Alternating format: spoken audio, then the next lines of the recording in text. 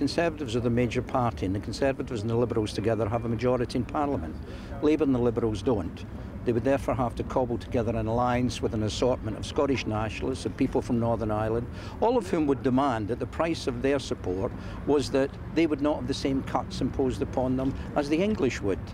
Now that will enrage the English electorate even more than they would be enraged if the two losing parties decide to try and form a government. So I think that however well-meaning it is, it hasn't been thought through, and I think that from the point of view of the Labour Party, if we appear to be not accepting the decision of the electorate, we lost nearly 100 seats, the biggest loss in our history, apart from 1931.